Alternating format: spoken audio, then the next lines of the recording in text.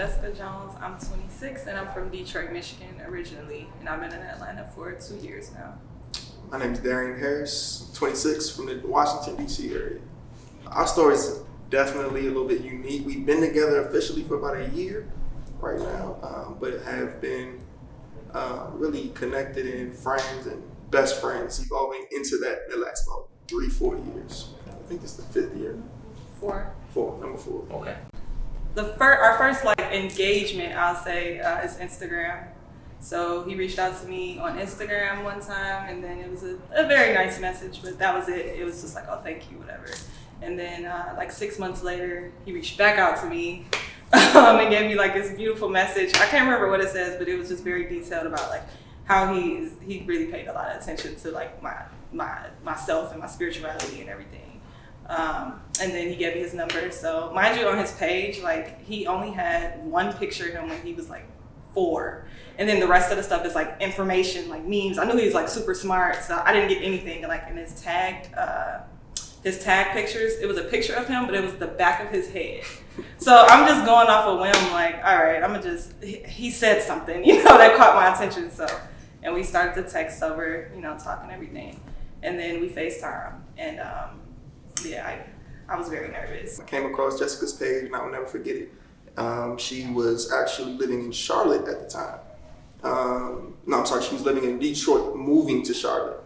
And just seeing the strength and the hope and the optimism that she had during that transition kind of let me know, okay, this woman has something that's deeper than the surface level, which is all I wanted. So that kind of led me to reach out, I reached out the first time just to let her know, hey, I see you. I see that you are something more than the surface level.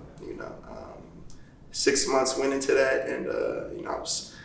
If you ask her, she'll say that I was stalking her, but just keeping a close eye, And about 6 months after, I said, no, I need to reach out, really start this conversation. And like she said, the first time we FaceTimed, from the energy that I felt, I knew it was something deeper and something I had never felt before. So I love that Darian this is I love and hate about Darian. I love that he has very good judgment and discernment. So I would say I hate it because sometimes he's right and he's I told you not to do that, but I'm just whatever. But he's very discerning, and I can come to him before anything happens to be do you think this is a good idea?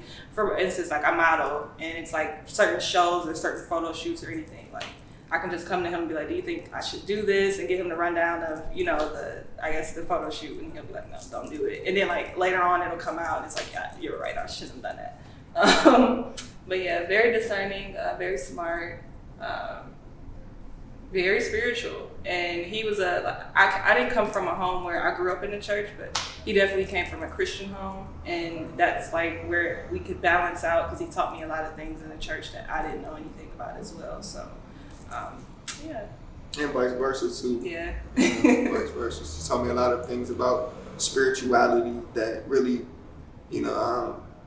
helped me grow in my faith. And I think that's what some people, especially growing up in the Christian church, are a little bit fearful of. If I explore, my personal spirituality, will that bring me further away from Jesus or, what I believe? And to experience, the expansion of my personal beliefs through exploration with my partner has been, I think that would be the number one thing that really has taken me to where I'm at right now. I think the one thing that I don't tell Jessica enough, one thing I don't tell you enough, Jessica, is how proud I am of you.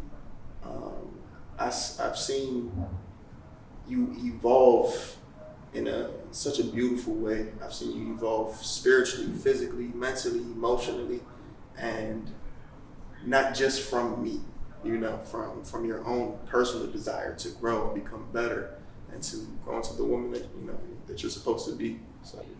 And how much your words of empowerment impact me.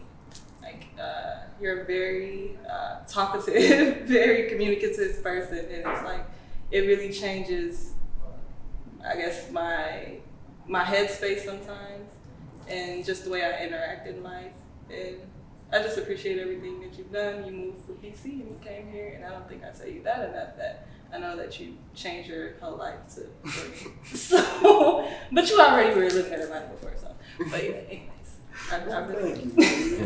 I appreciate that. Yeah, I think every relationship is specific to those two people.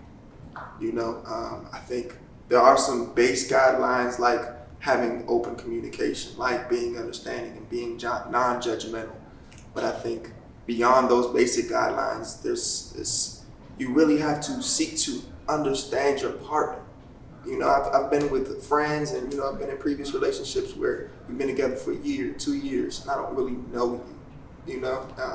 And that takes dialogue. That takes sometimes not going to the club and staying inside, but actually having conversations about your partner's past, about their childhood, about experiences that were good, that were great, memorable, just as much as experiences that may have impacted you negatively or may be connected to some things that you're struggling with now. And those are a lot of our conversations. We have a lot of hard conversations that are uncomfortable at first. You know, definitely sparks some uncomfortable emotions. I think it was a difference that we didn't meet for the first couple of years, and that's all we had was just talking. So like we definitely got to know each other. Now I think like a lot of relationships, since it's so physical, it's like, okay, we don't really have to talk, like I'm just here physically with you, whatever. But with us, it was years of just getting to know each other, like getting to know how we reacted to certain situations or everything, like getting to know our backgrounds.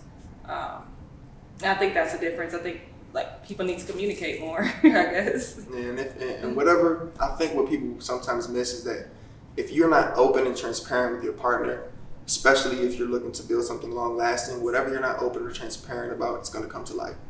Simple as that, you know? So that's why those hard conversations are so important, especially early on, because you don't want to find something out 2, 3, 4 years later that, you know, honestly might lead you all to not being compatible. You know, so a lot of those conversations we had early on, they were very hard. Some feelings were hurt, but you know, I think our love always repaired anything that those conversations might have hurt. You know.